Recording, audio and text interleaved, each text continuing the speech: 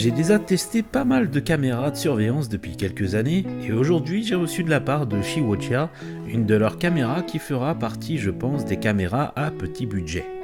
Une caméra qui se voudrait simple et efficace et c'est ce que je vais voir avec vous. Au niveau du packaging, dans l'ordre de déballage, vous aurez des consignes et notices pour l'installation et paramétrage de la caméra en anglais seulement mais facilement compréhensible. Vous aurez un panneau solaire,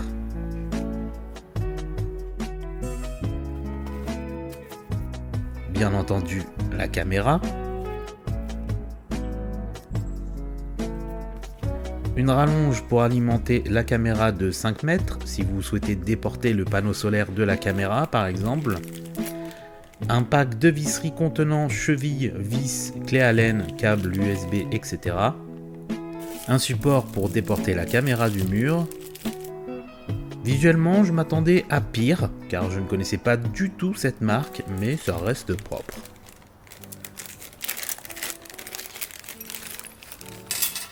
Donc dans le pack de visserie, il y aura un petit câble de rechargement USB vers USB-C, des attaches pontées, donc si besoin pour faire passer le câble, et une pince dont je ne me suis jamais servi.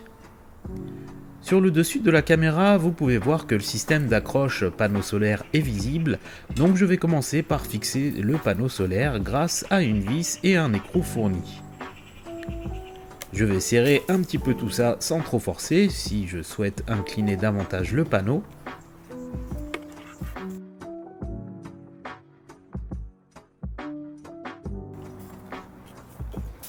Ici, nous avons le système d'attache murale qu'il faudra fixer au mur ou au plafond. En dessous de la caméra se trouve une trappe en caoutchouc qui donne accès au port USB-C ainsi que le bouton on-off.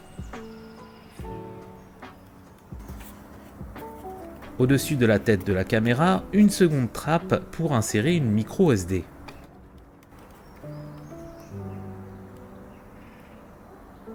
Donc le panneau solaire alimentera la caméra par le dessous, vous aurez juste à insérer et à glisser la rondelle par dessus pour l'étanchéité.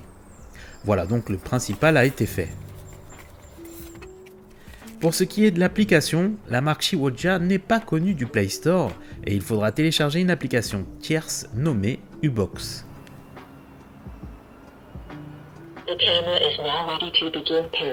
Une fois avoir créé votre compte, vous devez scanner le QR code de l'application via la caméra pour la synchronisation et voilà.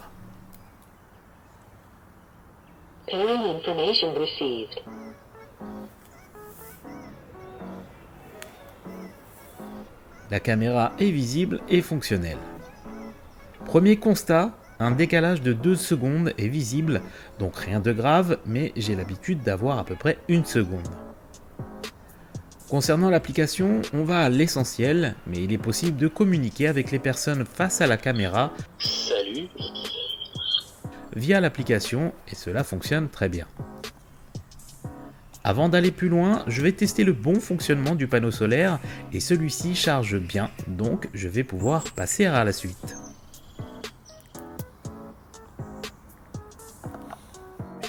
Vu que j'ai déjà des caméras fixées au mur, je vais me servir d'une planche en bois de 2 mètres pour ce test. Une fois la caméra ancrée dans le support mural, vous aurez 4 vis blanches à serrer.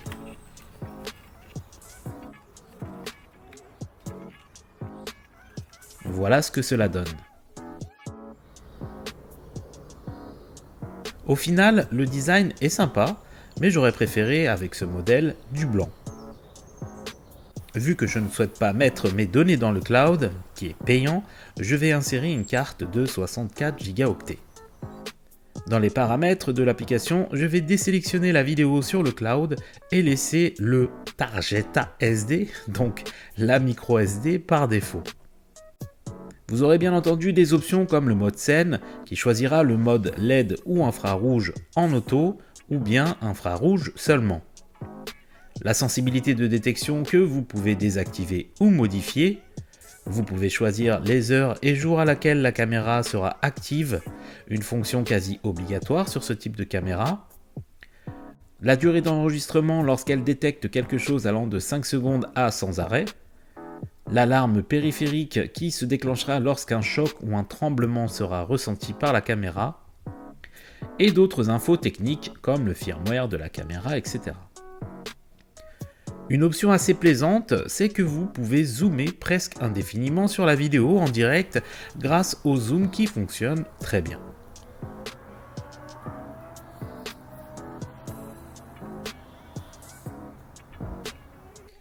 Voici ce que les 3 mégapixels donnent en vrai. Ce n'est pas la folie, mais disons que c'est suffisant.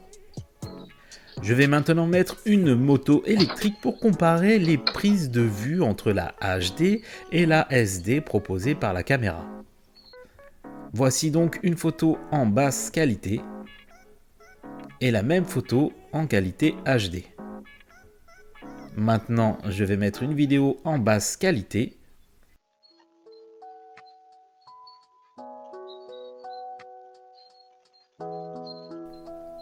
et une vidéo en haute qualité.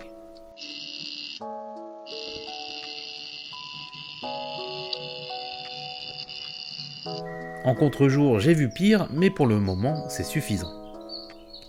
Maintenant, je vais passer dans la pénombre de ma cabane. Voici ce que cela donne, les LED une fois allumés.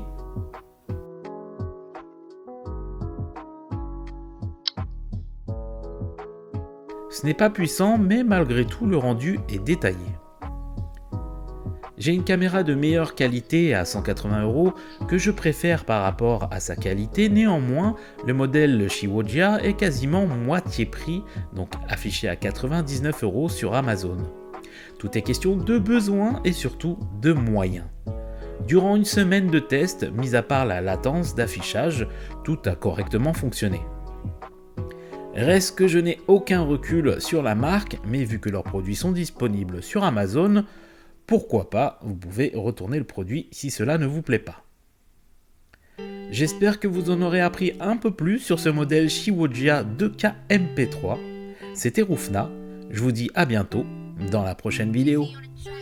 단 하나도 잊지 말자 난 처음 받아보지 관심을 몇 번을 포기하려 고민했지 그건 지금도 가끔 나를 괴롭 필요해 어쨌든 지금은 그런 얘기들은 뒤로 해 okay 1년 전 나는 기억도 안 나네 10만원짜리 마이크로 노래 부르던 애는 여기에